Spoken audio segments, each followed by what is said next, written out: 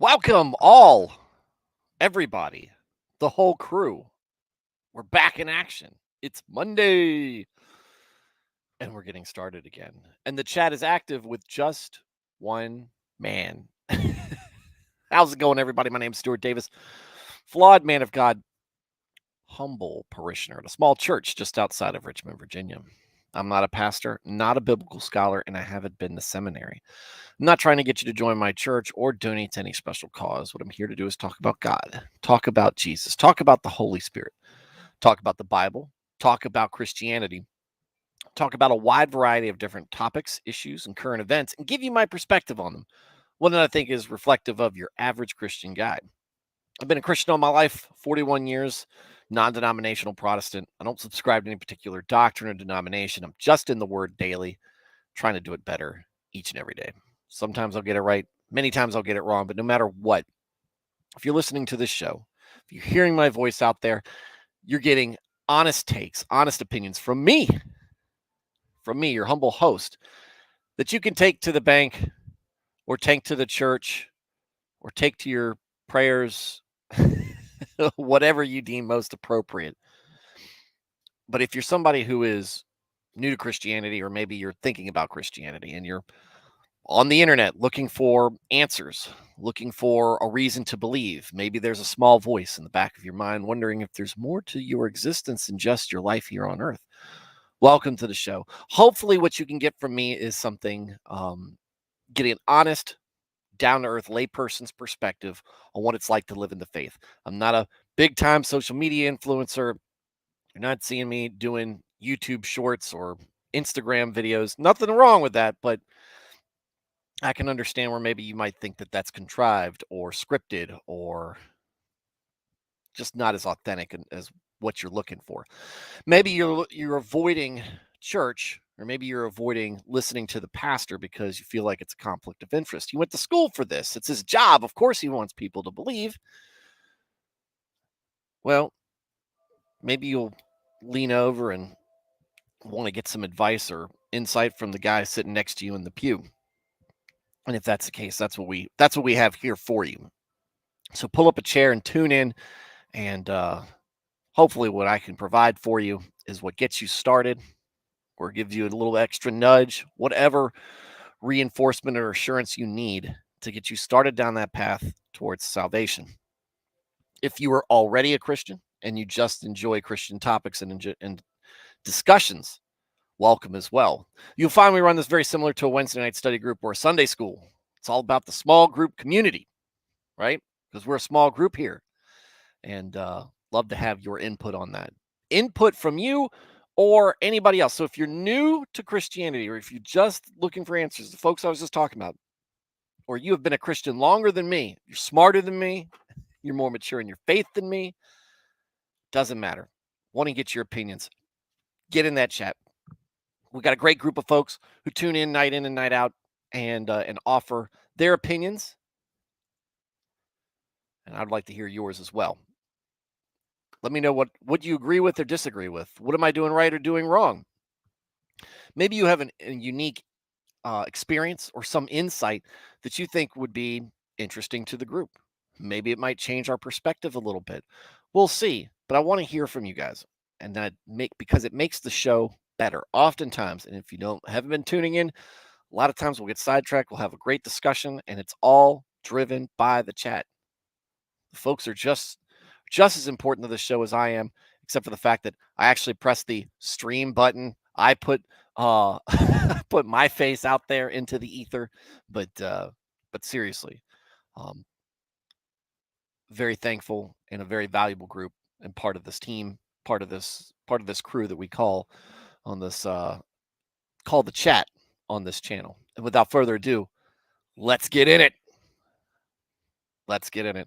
Happy Monday, everybody. Hopefully your Monday is okay. I know Mondays can be a bit of a bear.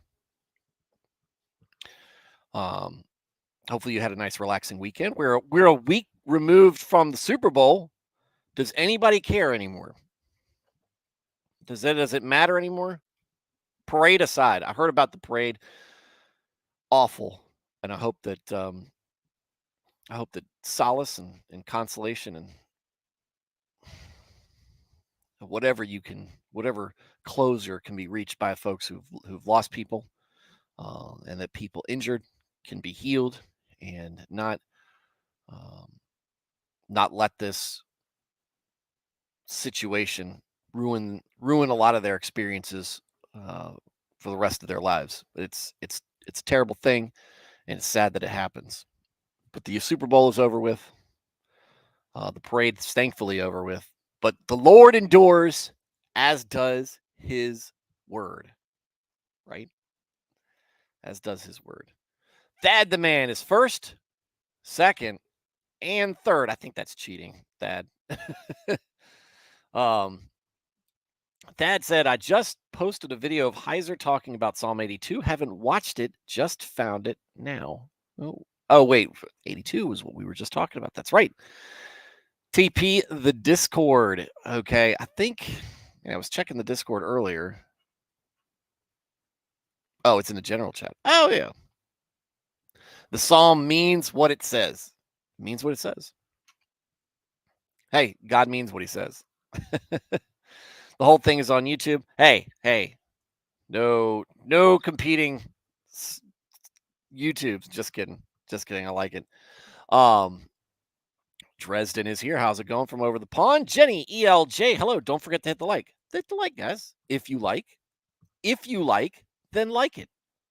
Hit subscribe if you would like to see more of that. Ring the notification bell or click it or whatever. So if you want to be notified, so you can catch this live in the future. I think it's great. Thanks, Jenny. I think it's great as well. It's great because you're here too. Matt Felty. Did I already say hi to you? No. Hello, Matt. Thad said, did you see Ann Coulter talk to Bill Maher about it? No. Now, when I was in high school, I think that was high school and just out of high school, early teenage or late teenager, early 20s. I used to consume a lot of Ann Coulter and a lot of she seems really full of her own opinion. Even then I agreed with that. And I've just never had a good feel. She's got some good sometimes, like a lot of folks you see that are on in the media. Um a lot of them have good sound bites and have some really good points of view on things, and she doesn't not have any of those. She can hit some zingers with the best of them. But when I read like I've read a couple of her books and or started reading with them, and it just seems really sanctimonious when she speaks, and I really just want to tune her out. Blaine's escape corner. You're alive. I am alive. Quote from Blaine. A quote from Blaine, who was quoting his pastor this weekend. If you read the Bible and you don't reach Jesus, you read it wrong. I thought that was 100%. Thought that was 100%. Thad said, what can I say about cheating? Someone died and made me Biden. I'm sorry about your brain failure, Thad. Jenny ELJ said, very thankful for this day. What a blessing. My kiddo, who has special needs, has epilepsy, had back-to-back seizures. Ugh, I know those things got to be scary. So thankful for paramedics. Sorry, missed some shows. No problem. I hope your kiddo is on the mend or recovering and just enjoying some peace and quiet, maybe. I have never witnessed an epileptic seizure before. Seizure. I have been exposed to seizures before. I couldn't imagine seeing that. If I just picturing one of my kids having one, it would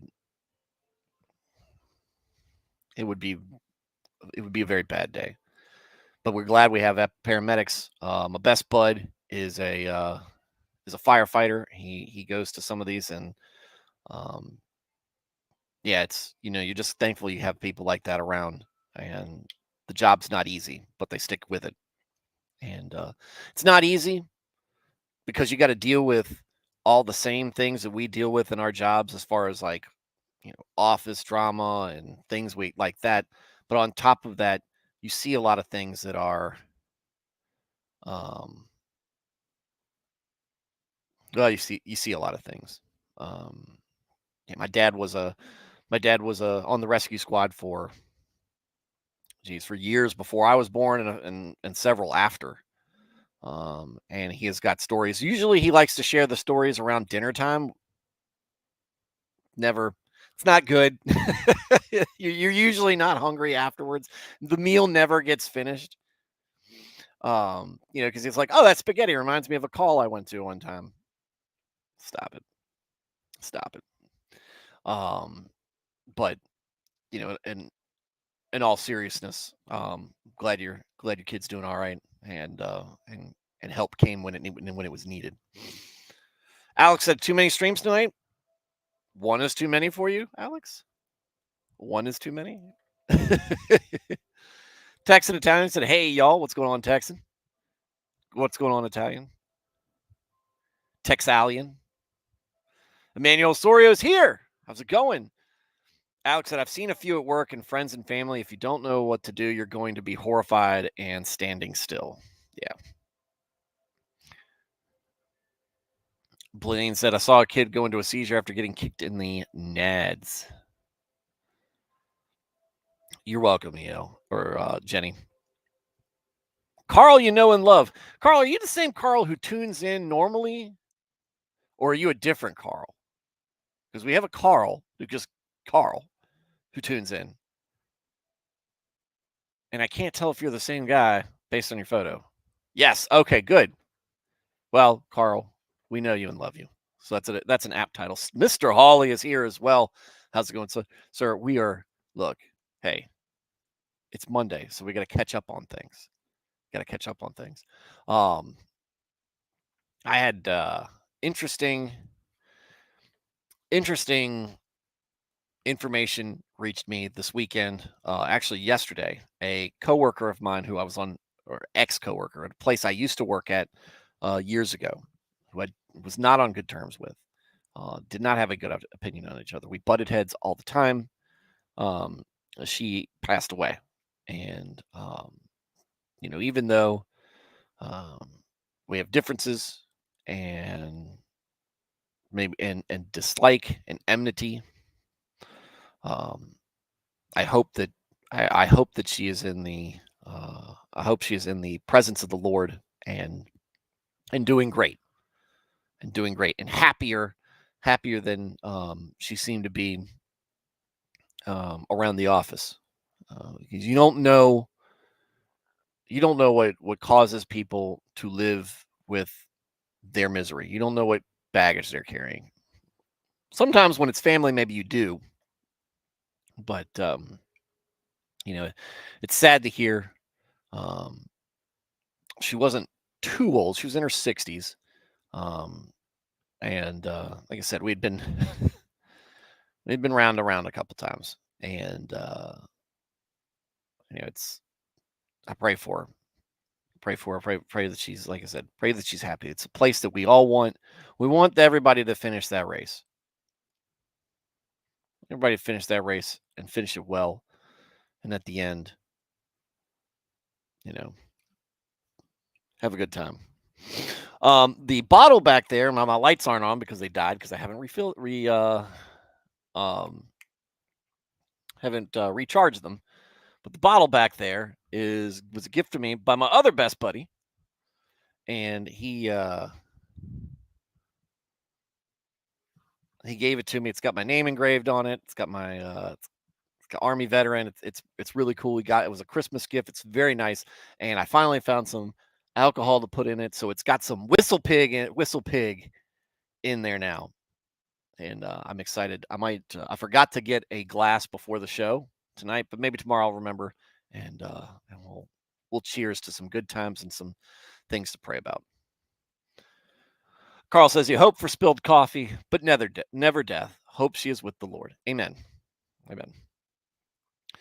Thad the Man reminds me of the time I was sparring with somebody in karate. I was really thinking out how to counter his moves. I said something. He said something. I said, huh? He repeated. I said, I said, "Yes." And as the match began, he kicked me in the groin. Too late, I realized what he said was, "Do you have a cup on?" And I didn't. Wear the cup. Got to protect, as Terry Crews said in The Longest Yard, you got to protect the McNuggets. It's very important thing to hear. All right, so we've got that out of the way, and we've got some Psalms to read. And looking at them, not too long, not too short. So we'll see what we have to learn about. Oh, bit of an update before we get in, but it is uh, faith related. The book that I started to read, the one on the history of the church, it has been a very good read so far. I continue to recommend it. This weekend I read about John Chrysostom, who is widely regarded as the greatest preacher after Jesus. um, I learned about um, Saint Augustus. I learned about Constantine, and not in that order. Did I read or listen? I'm listening. I'm listening. I just absorb it better that way, and it has been great. But one of the things I've also been listening to and learning about is more along the lines of the martyrs as well. And so I think at some point, either before or after I finish this, I might do it as a side project on this show. I'll do some extra, maybe prepared videos um, about early church people, but specifically I wanted to go first is the martyrs, and maybe eventually doing like deep dive episodes into some of these folks. I learned about Blandina. If you just read up on her, if you don't know anything about Blandina, she was a martyr. She was a slave girl or a slave lady. They don't. I get the impression she's a young woman. She is captured with her master and some other folks. This is back when Rome was actively and horrifically persecuting Christians, and they they put her under several uh, episodes of public torture in the amphitheater in Lyon, back when it was Gaul. They put her on a stake and set beasts after her. The beasts wouldn't mess with her as she was crying out to God and crying out her innocence about how Christians are not the evil people that the state was making them out to be. Um, her her final death, the final act of her um, torture was uh, was pretty horrific, and she still survived it. And they eventually had to just basically put a dagger in her heart, um, and it affected a lot of the folks who saw it was because this was over the course of several days and several different events, right? Because the Coliseum, the amphitheaters, these were games, these were blood sport games that people went to go see people killed and either fight each other, either just be executed or fight beasts, doesn't matter. Steve Hawley says, "What book is this?" Um, you think I'd been reading this? I could just name it to you off the top of my head. 2000 Years of Christ's Power, Volume 1. This volume is The Age of the Early Church Fathers. It is um, it is a little bookish, but it's not super academic. It's not a textbook. It's not a thesis. It's got basically a guy going, "Hey, this is what," it's on Audible, Alex. Um, it's basically a guy going, "This is the history. and here's some of the big names and some of the key and some of the things that were going on at the time. Um, and it really just, if you're a person who likes getting into the backstory or kind of getting into the history of things, like me, same way. I love the Silmarillion. It's a little dry, but it gives you a lot of narrative and backstory. Same thing here.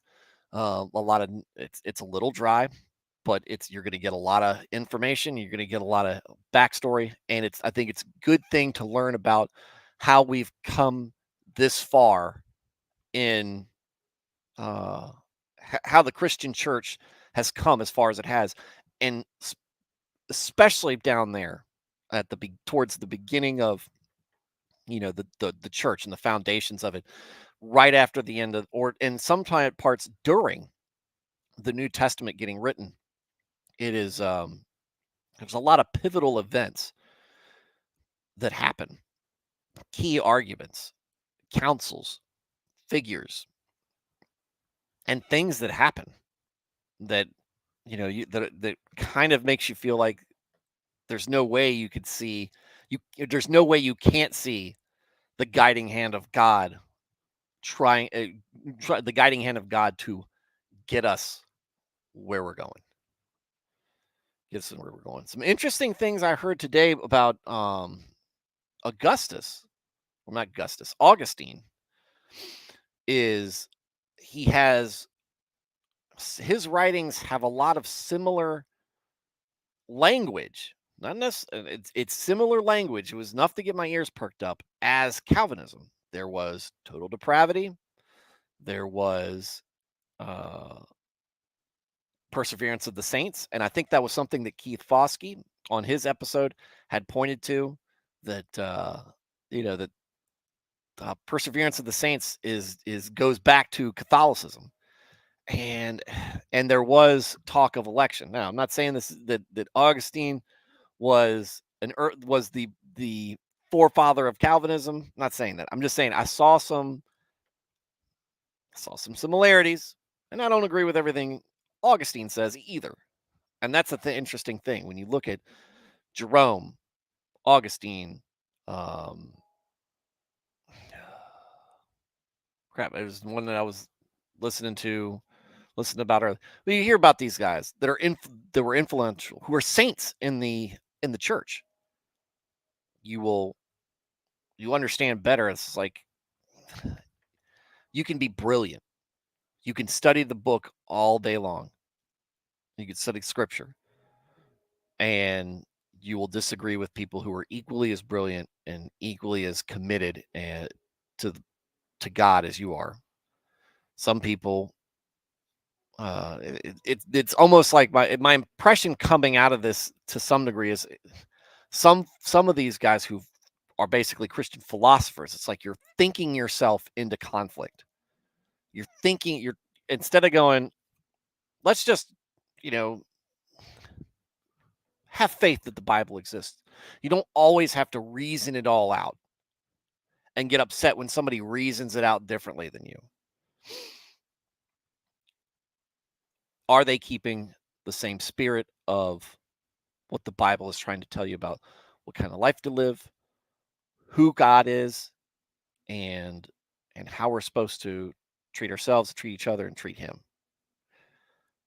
And you can argue with each other about predestination. You can argue with each other about um, original sin. Argue about baptism, which actually the baptism argument seems to have a lot more weight than the other ones. But are we are you cutting people off spiritually because the disagreement is more philosophical than it is practical? Don't know. No, it's something to keep in your own mind go through as you go through life and as we talk on this show. All right, and keep me honest about it. All right, so tonight is Psalms 83 and 84.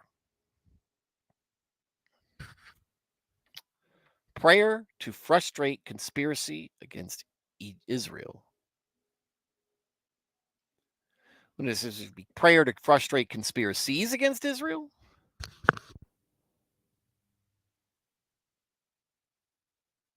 Prayer to frustrate a specific conspiracy against Israel? Let's find out. A song, a psalm of Asaph.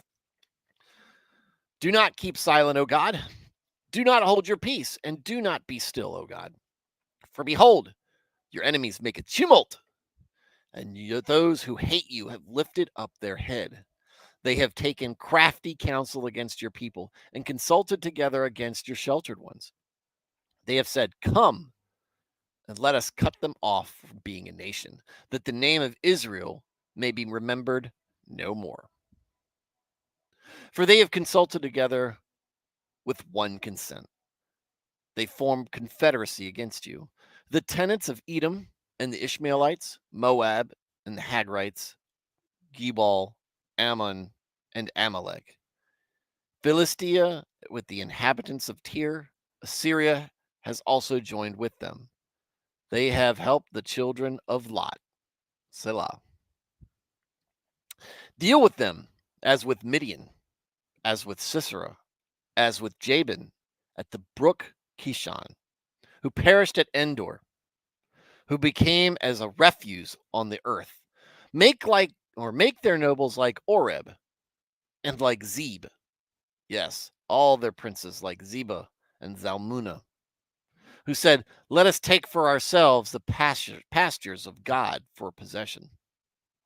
Oh, my God, make them like the whirling dust, like the chaff before the wind. As the fire burns in the woods, and as the flame sets the mountains on fire, so pursue them with your tempest, and frighten them with your storm. Fill their faces with shame, that they may seek your name, O Lord. Let them be confounded and dismayed forever. Yes, let them be put to shame and perish, that they may know that you, whose name alone is the Lord, are the Most High over all the earth. That didn't read so much like a poem or a song. And maybe it's obviously it's not the original language. And maybe that's not how it comes across. But just the overarching theme, this seems more like a prayer. This seems more like a prayer and pleading, asking God to think, not telling God to do something. Clearly, obviously we don't need, God already knows what's going on. But this is prayer kind of expressing what's coming from Asaph's heart, what's coming from Asaph's soul and mind, and his troubles and his desires. God knows what you want to pray. This is kind of a side conversation here, but this is a good time to say prayer is not always worship. It's not always asking for things. It's conversing with God. Don't lose your bearing with him, but you're bringing things to him. Like Job brought his frustrations. Like Asaph is talking about what's going on. You sit down with your dad and you tell him how your day was. You sit down with your dad and tell him that he's important to you. You tell him that you're looking for his guidance on things, looking for his help. Moms too, Jenny. Moms too. I know you can relate to that. Nothing a parent wants more for their kid than for them to have a problem and come to you for help with it, come to you for advice. And together, y'all look for an answer. Together, y'all tackle them. Why do you think we have kids? Why go forth and multiply? Why do you think this experience is the way that it is? I tell you, as a parent, it really does. It really does put it into perspective. So, yeah, let's go through it. All right, so the beginning. Do not keep silent, O God. Do not hold your peace, and do not be still, O God. Be like, all right, God, I think this is a good time for action. It's a good time to, come out there with that big wampum stick. For behold, your enemies make a tumult, and those who hate you have lifted up their head. They have taken crafty counsel against your people and have consulted together against your sheltered ones. They have said, come and let us cut them off from being a nation, that the name of Israel may be remembered no more. Psalms 83 is described in some YouTube videos as end time stuff. I don't see it. There is, like, I can see that from some folks' perspective, because a lot of and I don't get into Armageddon talk. I don't get into end times talk. It's interesting. Like, sometimes I'll be like, when they started I'll tell anybody, when they started talking about more than two genders, I was ready. I was like, God, it's time. We are beyond the point of reason as people. The fact that people are accepting this, you need to just come down, sort it out now, and just let it be done. We have utterly failed you as a society and as civilization. We have got to go. But as far as, like, looking for the signs of the times, trying to dig deep into Revelation and really determine, what's going on. Is it happening right now? They have thought Revelation has been coming for literal centuries. And maybe we are more on the cusp of it than ever before. Or maybe not. So I'm not well versed in much of that, but I do know that there's always something. There's always something. And maybe it's Glenn Beck being a Mormon and a doomsayer. Uh everything's pointing to the end of the world. It's hard for me as just a guy trying to be in the word, just a guy trying to be faithful, to continue to listen to that prognostication and try to sift through what might be legitimate and what is bunk, right? Oh yeah. Oh yeah. Um yeah, what's his face? Uh Elijah Schaffer.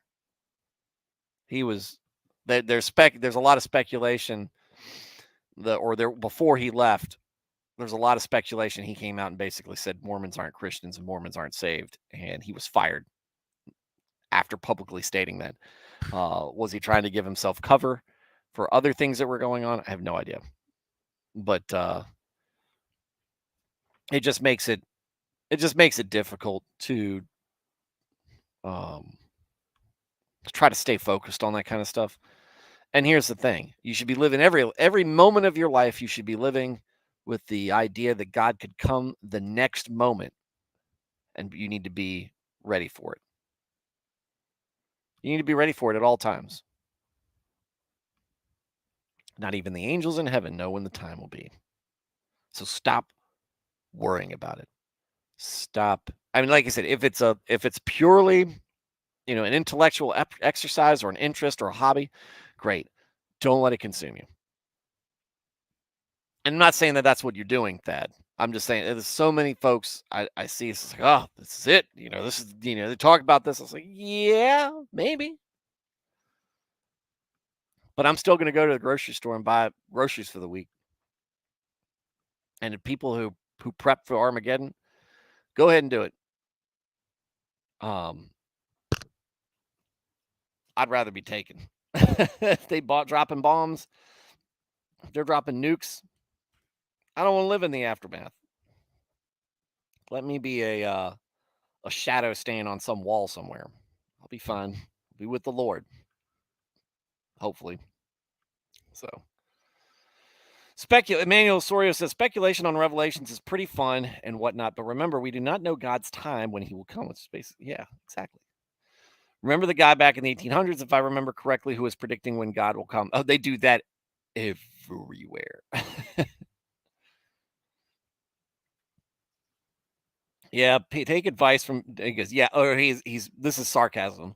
laughing. Yeah, take advice from people who say blacks are from a failed revolution in heaven. Yeah, well, I don't listen to anything those folks say. We're all we're all um, made in God's image, uh, and the moment you start trying to segregate yourself from others is the moment you are separating yourself from the Lord. But yeah, um, can this tie in? Possibly, very possibly. The psalm can tie into the end times, because what's happened in the past will happen again. Nothing new under the sun, and it's funny how so much happens in the past that correlates to how things are going to end up turning out. And this is Asaph talking about how uh,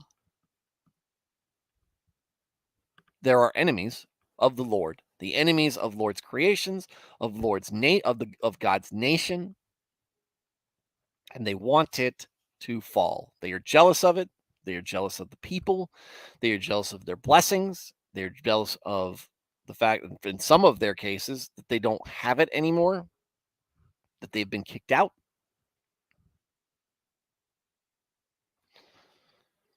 Lots of things.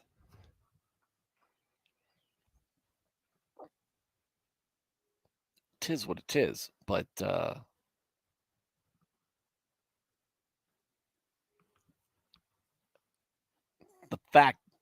end, the bottom line is they don't have God's blessing. They're not in covenant with God. They are just angry, miserable people. So, what are they going to do? They're going to plot. Aha. Thad puts it well. Parallel construction. Some parts of the Bible describe things then and in the future at the same time.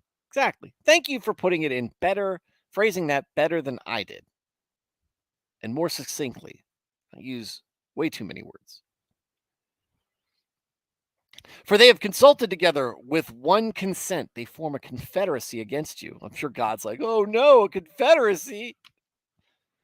The tenants of Edom and the Ishmaelites, Moab and the Hagrites, Gebal, Ammon and Amalek, Philistia with the inhabitants of Tyre. Assyria has also joined them. They have helped the children of Lot. Selah.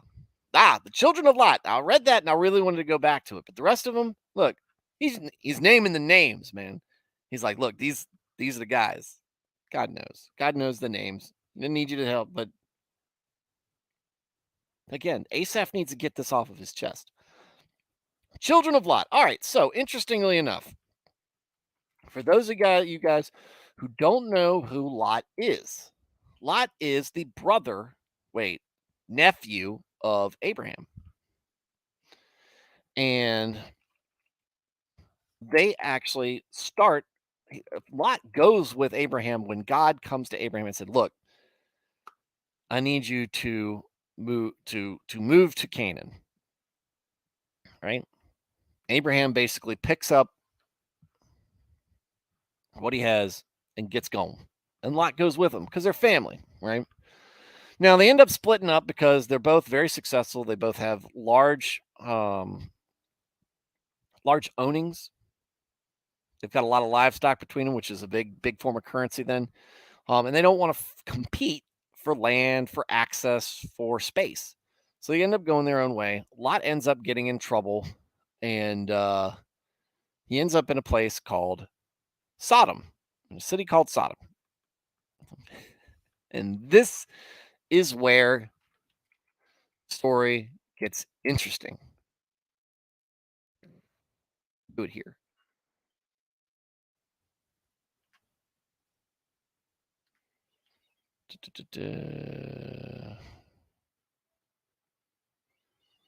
Abram in Egypt, Abram. Aha. The descendants of Lot. So if you don't know, two angels came to Sodom in the evening. Lot was sitting in the gate of Sodom. When Lot saw them, he rose to meet them, and he bowed himself with his face to the ground. He said, Here now, my lords, please turn in to your servant's house and spend the night. Wash your feet. Then you may rise early and go on your way. little bit of hospitality for the Lord's messengers and servants. At that, so he is the welcoming host.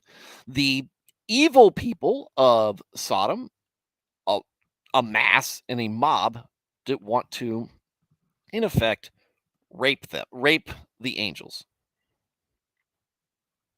No more feet washing, Dad. It's still washing feet. It's not in the same context, Dad. But the mob outside wants to rape these angels of the Lord. Now, you understanding a little bit more understanding, if you didn't already, why Sodom is laid waste and Gomorrah.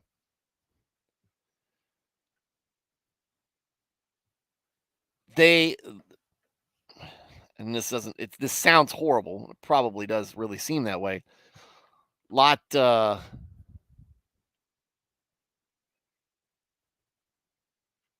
see, offers his 2 daughters who are virgins to sate them instead of taking the men. But they don't want the women. They want the men. Now remember, listen to the more progressive folks and their interpretations of why Sodom and Gomorrah were destroyed is because they were inhospitable. Lack of hospitality is what doomed them. Rape is very inhospitable. Rape of angels seems particularly sacrilegious. But they don't want the virgins. They don't want the ladies. They want the angels that appear as men.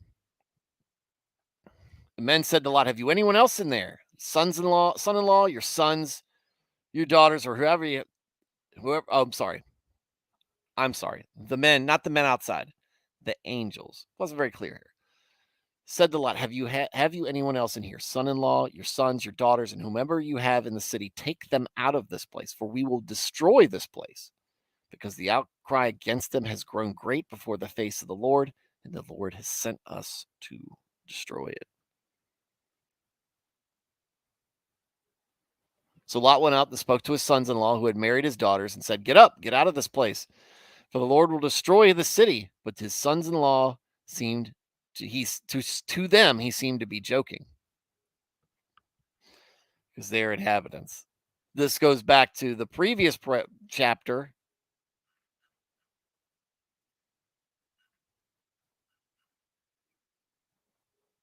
where God says, "I'm destroying this place if I find," and so Abraham says basically, if you find 50 righteous men in the city, will you save it? Lord said, "Yeah, I'll spare it." And Abraham thinks, that's a lot of guys. That city's really tore up. So maybe if I find 45, yeah, I'll go for it. What about for the 40? About 40. He's haggling, right? It's a very Hebrew thing. Um, God said, "Yeah, fine with 40. You find 40. What about 30? Sure. What about 20? I won't destroy it for the sake of 20. It's quotes. I will not destroy it for the sake of 20. Then he said, Let not the Lord be angry, but I will speak but once more. Suppose 10 righteous men should be found there." And God said, "I will not destroy it for the sake of 10. So the Lord went his way as soon as he had finished speaking with Abraham, and Abraham returned to his place.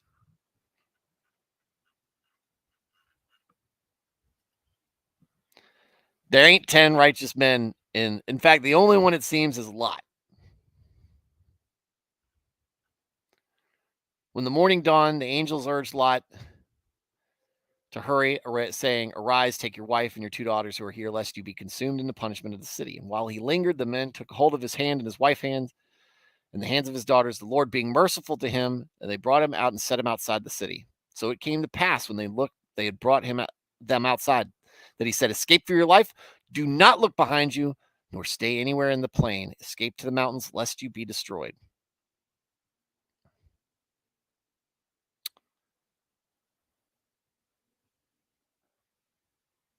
But his wife looked back behind him, and she became a pillar of salt.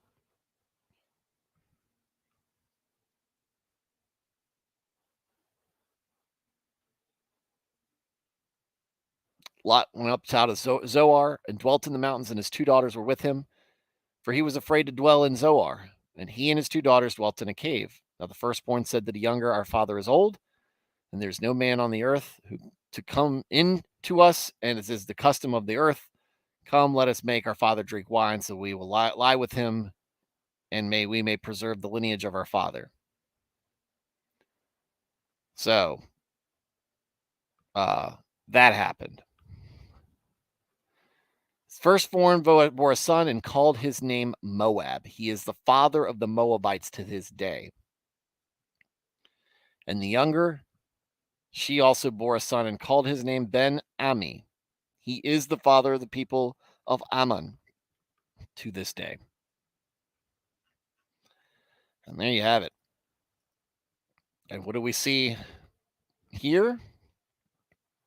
Now, Moab and the Moabites and the Ammonites, they're prevalent throughout the Pentateuch and the kingdoms, and we see them more in Psalm, mentioned here specifically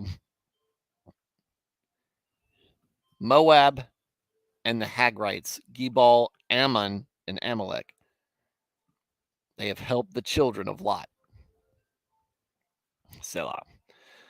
God spared Lot and his family. His wife disobeyed direct orders and was punished, and it cost her life.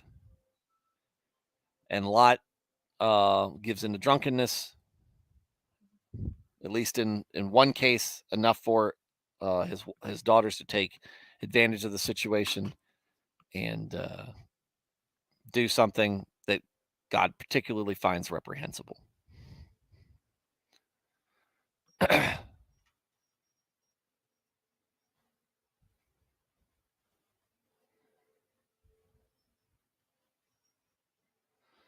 Emmanuel said, "This ain't an H anime." Sodom BTFO, they consume too much of the Kool-Aid. Matt Felty said, sometimes I wonder how well known or understood Old Testament prophets were during their time. For example, all this complaining would neglect Isaiah 55, which says, other nations will come to you, him, by you. Well, difference in prophesying versus what is actually happened. And just because other nations will come to him doesn't mean that all the nations come to him or all the peoples in those nations come to him. There's always going to be enemies of goodness, so long as Satan has any sway over people. Emmanuel says, man, Slanesh did a number on those people. Yeah. The destruction of Sodom and Gomorrah was, or the state of those two, was very Slaneshi indeed. Matt felt the Ishmael had 12 sons, and a house divided cannot stand. That said, imagine if Lot found 9 righteous men. Imagine. Maybe we don't have this situation. I've come to the stupid cat. I've come to this on a heavier topic from Judges, which shows why there's not likely a 2-state solution. Are you talking like Palestine, Israel? That 2-state solution? No.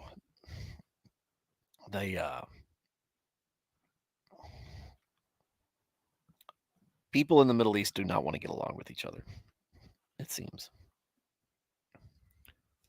Anyway, so that's a little backstory on when they helped the children of Lot. Deal with them as with Midian, as with Sisera, as with Jabin and at the brook Kishon, who perished at Endor, not Return of the Jedi Endor, who became as refuse on the earth, make their nobles like Oreb and Zeb. Yes, all their princes like Zeba and Zalmunna, who said, let us take for ourselves the pastures of God for possession. Basically, and well said, these folks need to be made an example of. Please make an example of them. like you have in the past. We remember these folks for what you did for us, for what you did to them. Do the same thing with these folks. I mean, in a way, Philistine or Philistia, Ammon, Moab, these God's made examples of them before. He has. And driving them out of Canaan, God said, get rid of all of them. And Joshua, as obedient and as dutiful as he was, that seemed to be the one place that he was not able to finish the job. Finish the job. Oh my God. Make them like the whirling dust, like the chaff before the winds, as the fire burns the woods, and as the flame sets the mountains on fire. Supersede them with your tempest and frighten them with your storm. Fill their faces with shame that they may seek your name, O Lord. I like that. I like that. I want you to punish them so bad that they start worshiping you. Asaph, as vindictive as he sounds, as upset as he sounds, you understand his people are under attack. These folks want him and his family and his whole his town, his entire race wiped out or subjugated to the point of annihilation. But he wants God to make an example of them. Understandable. But he says, fill their faces with shame that they may seek your name, O Lord. Let them be confounded and dismayed forever. Yes, let them be put to shame and perish, that they may know that you, whose name alone is the Lord, are the most high over all the earth. Come to God and die. That's what Asaph is basically saying. We'll move on to the next one. The blessedness of dwelling in the house of God, to the chief musician on an instrument of Gath, a psalm of the sons of Korah. Oh, the sons of Korah are back. Manuel says it really is. It's simple, really. It either is or them, or it's either us or them, and we have God, so not so good for our enemies.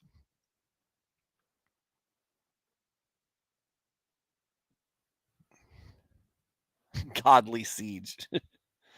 um, it's either us or them. We have God, so not so good for our enemies. Yeah, don't consume it. Don't assume that every conflict is good versus evil in your life. Don't assume every conflict in your life is good versus evil. Sometimes it's just two flawed people fighting, or two people fighting for their best interest with best of luck in mind. But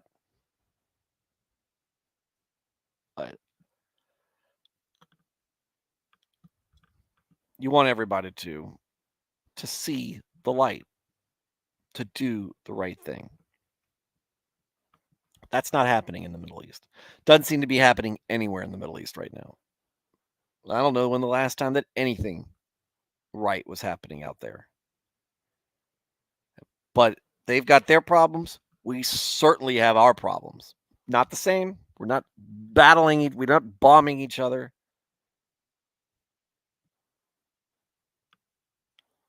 We're not throwing rocks at each other, usually. Not you shooting each other like they do. It's not a war zone over here. The battlefield here is cultural. Battlefield here is whether religion religion has space and air to exist. I mean, it says, no, I know there's never good versus evil. There's a bunch of gray, but God gives us a duty. So we must abide by his word. We must. We must. All right. So we go from that to a much different topic, the blessedness of dwelling in the house of God. Let's see how this is.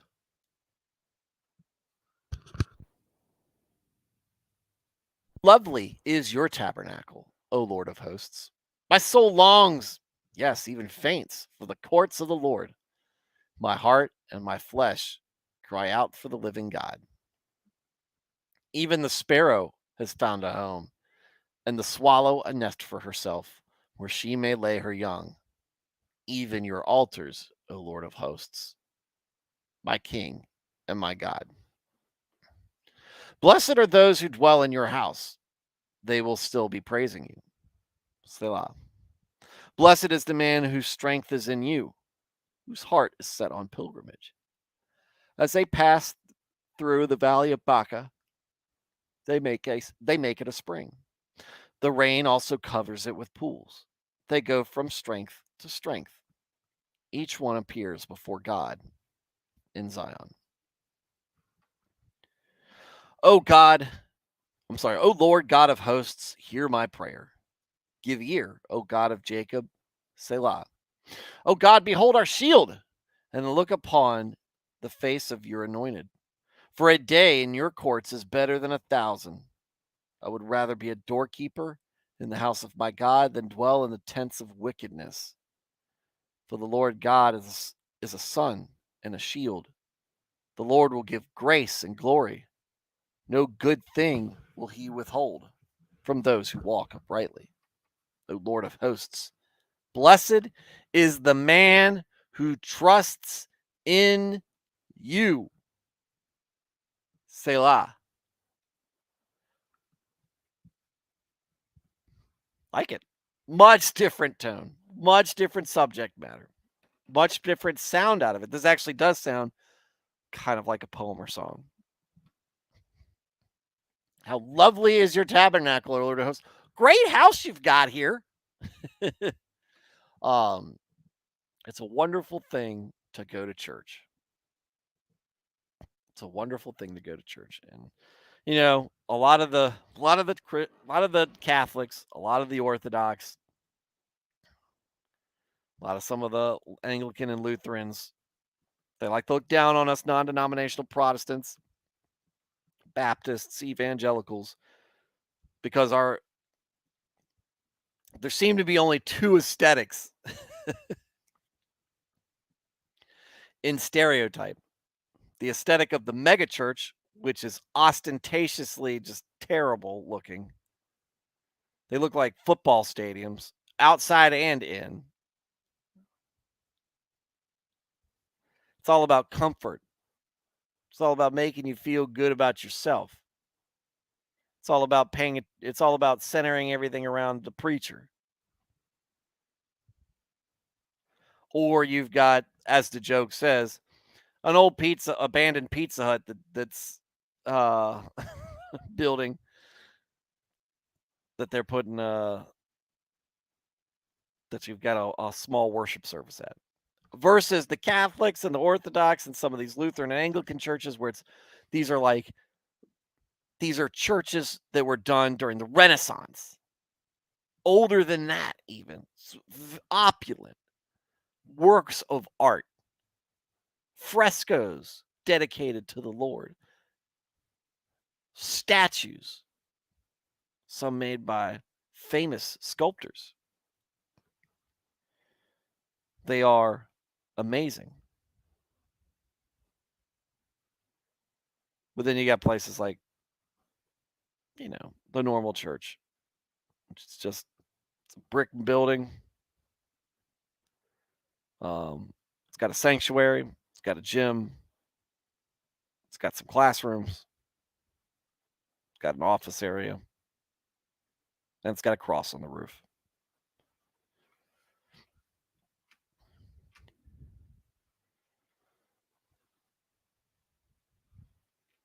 But no matter what, in my mind, though these tabernacles back then were probably beautiful and wonderful and opulent in that regard, honoring to God. But what makes the tabernacle lovely? Is it what it's made out of or what's inside that counts? My soul longs, even faints for the courts of the Lord. My heart and my flesh cry out for the living God. I love to go to church. Love going to church.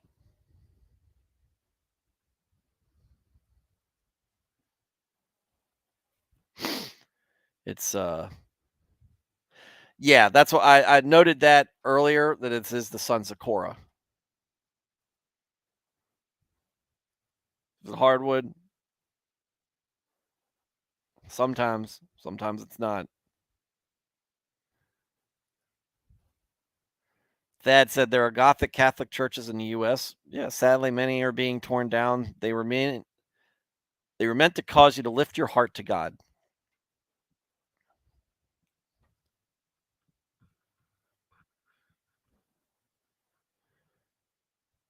Enjoy going to church. There's a guy, and I forget his podcast. I forget what his name is because I'm not on social media. Every Saturday, we get to go to church tomorrow. He tells everybody, we get to go to church tomorrow. You don't have to go to church tomorrow. You get to go to church tomorrow. And not because some document signed by some men breaking off from one empire to start their own country. Not because the not because man gives you the ability to worship. No. You get to go to church because God has saved us. God has invited us. God has given us that path to salvation. Not a man, not a preacher, not a document, not a council, not a courtroom. God.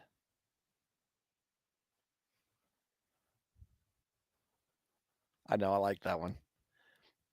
Even the sparrow has found a home, and the swallow a nest for herself, where she may lay her young. Even your altars, O Lord of hosts, my King and my God, blessed are those who dwell in your house.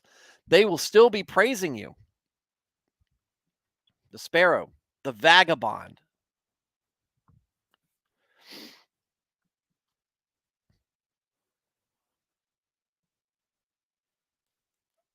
the cast offs. There's a place for you at church. The mother with her children. There's a place for you at church. There's a place for your kids at church. You can be raised in the church.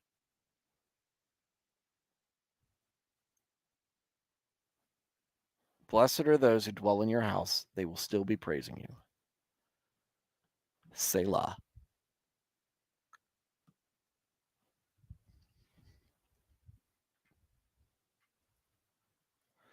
Nunea said, even if, by the way, hey, what's going on, Nunea? I saw you pop in earlier. I wonder if the angels do the interior decorating or if it just appears. If they were doing that, then they would be in charge of the Dollar Generals. What a wonderful, wonderful way of putting things. Blessed is the man whose strength is in you, whose heart is set on pilgrimage. As they pass through the valley of Baca, they make it a spring. The rain also covers it with pools. They go from strength to strength. Each one appears before God in Zion.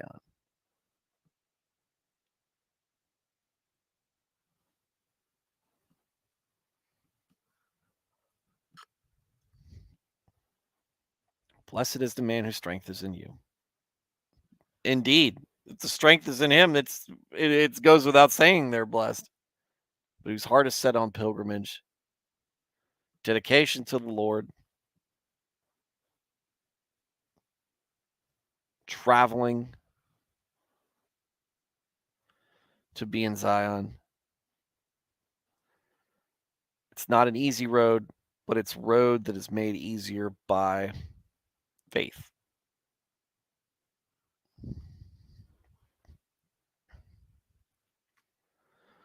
O God, O Lord God of hosts, hear my prayer. Give ear, O God of Jacob, Selah. O God, look, behold our shield, and look upon the face of your anointed.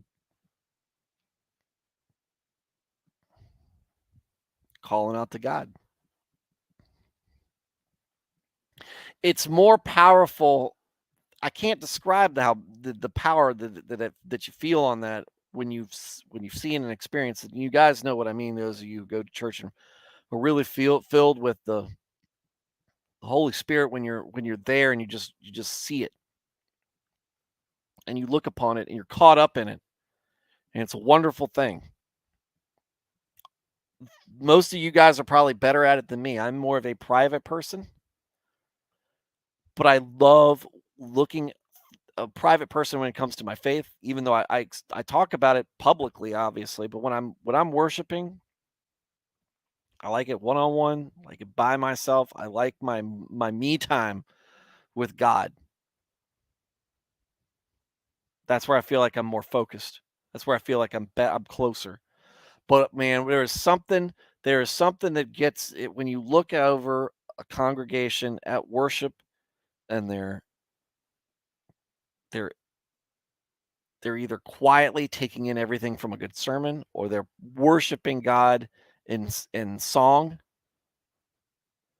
and you feel it and you're like, this is amazing. This is something amazing. Give ear and look upon my face. Look upon the face of your anointed. For a day in your courts is better than 1,000. I guess 1,000 in others. I would rather be a doorkeeper in the house of my God than dwell in the tents of wickedness. For the Lord is a sun and a shield. The Lord will give grace and glory. No good thing he will withhold from those who walk uprightly.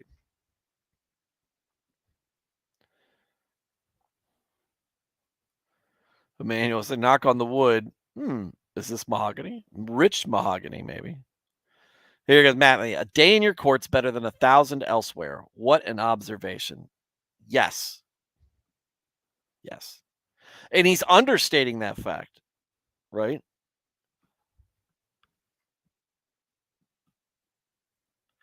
He's understating that fact. Jenny agrees.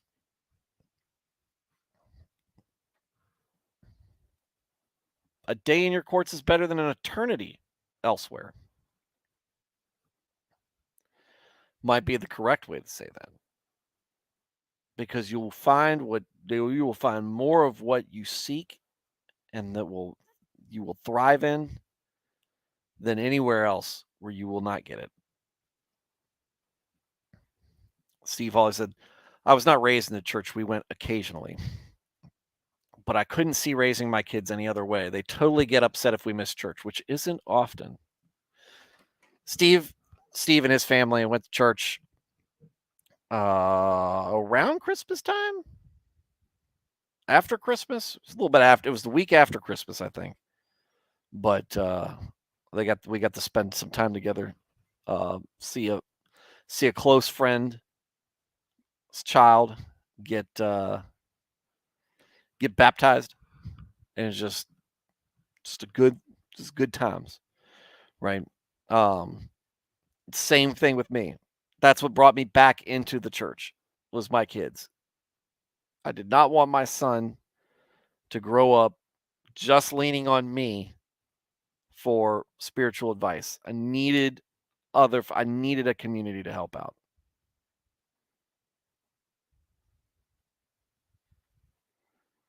And that brought me back. And that's when I realized what a mistake I'd made by staying away. Yeah, Lucy, you're late. It's okay. It's Monday. Just don't let it happen again this week, tonight, or whenever. What happened? Didn't see you streaming for a couple of days. I think. That's right. Because Thursday. So Thursday, just the whole evening routine with the family was off schedule, and my son had things he needed to study for, and I needed to make sure we went over it. So that takes up time. And by the time that was over, it was like 9:30. Where I knew at the time that once we got done with it, it was gonna be 9:30. And it just needed, and I was just like, I just need to say, hey, have a good weekend. You guys take it easy. So now everything was fine. It was just off schedule. And my priorities as a father come before this. Not before God, but they do come before our fellowship because we do meet often. Takes a village to raise kids. It takes a community to be a community. Community doesn't need to raise kids. Doesn't take a village to raise kids, but your village should support you. It takes God to raise kids. I think if we say it takes a village, we lean on others a little bit too much.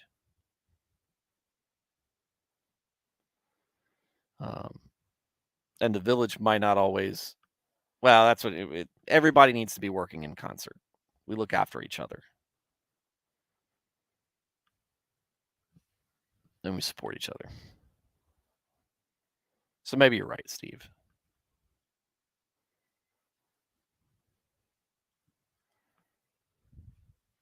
Oh, wait, hold on. Matt Felty said, the doorman reference is great too. I'd rather serve humbly than be in an honored chair of the wicked. Tents were like VIP references or like VIP for reference.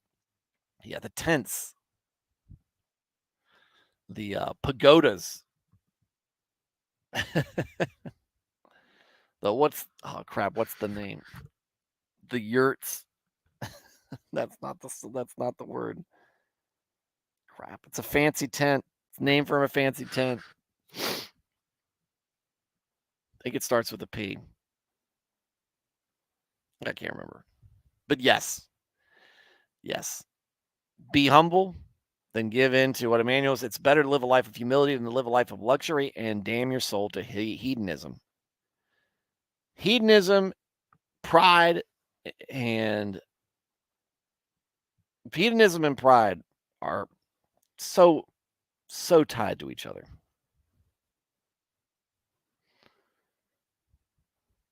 For the Lord is a sun and a shield. The Lord will give grace and glory. No good thing he will withhold from those who walk uprightly.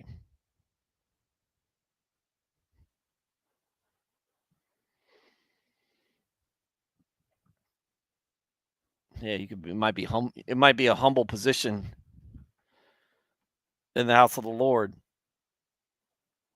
but it still involves grace and glory. No good thing is withheld from us. Don't think you're important to God, but don't think that you're more important than what God wants for us. Lord of hosts, blessed is the man who trusts in you.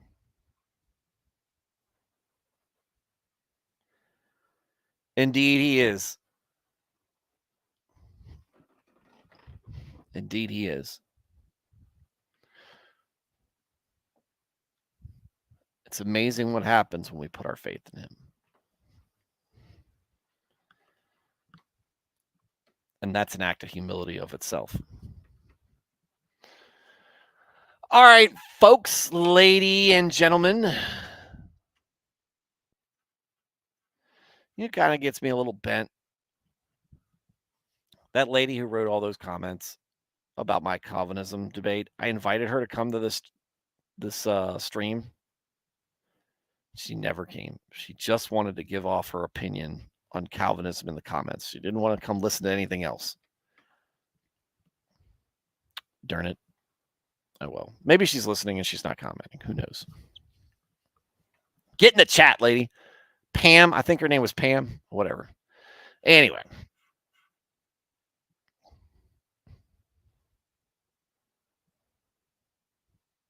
What happened? What do you mean what happened? Karen, no. She wasn't happy with Calvinism, which a lot of people aren't. I mean, Calvinism is a very controversial ideology, whether you are ascribe to it or don't.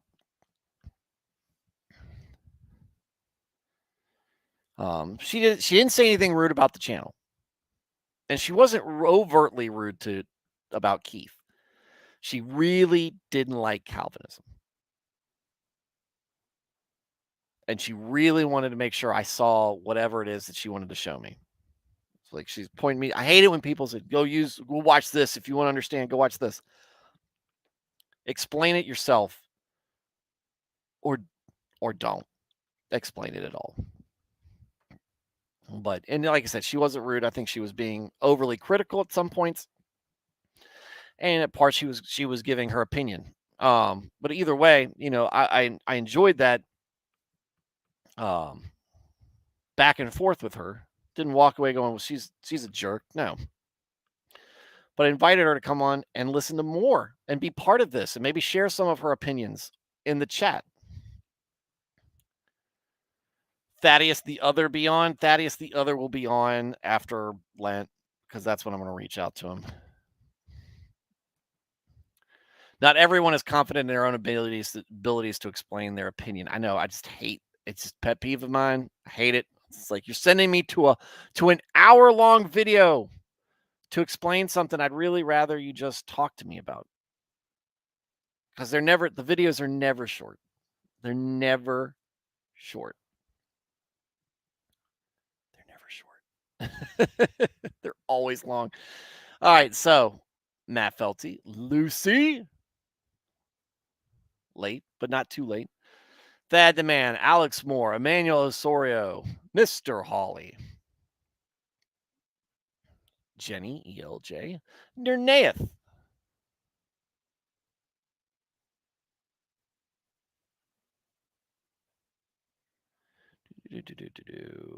back and forth, same guys. The Carl we know and love. Texan Italian. Blaine's Escape Corner.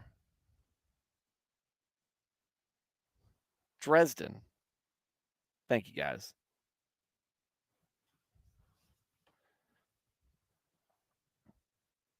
Thank you guys for being in the chat. Thank you guys for all the things you say. Don't be afraid to voice your opinion. Don't be afraid to tell me I'm wrong on things. Don't be afraid to disagree. I'm not going to yell at you. I'm going to listen. Y'all have my respect. Especially the I have not had a regular commentator or even really a one-off that has been disrespectful to me, or I thought disrespectful to this show. I respect you guys. Respect what you guys have to say. Call me out when you think I'm bad on stuff, because I know what happens. I try to be on my best behavior here.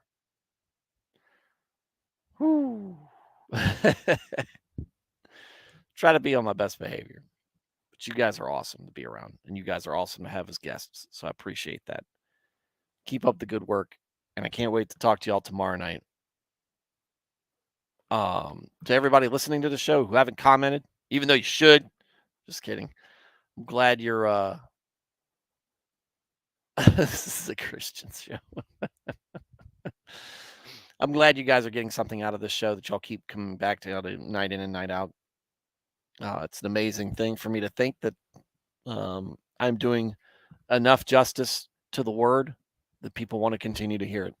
Or maybe the word is the word's carrying me, guys. It's carrying me. I'm just a humble host. But thank you guys. So everybody catching me on the replay. I'm sorry I missed you. Hope to catch you live sometime. Everybody have a good night, and God bless.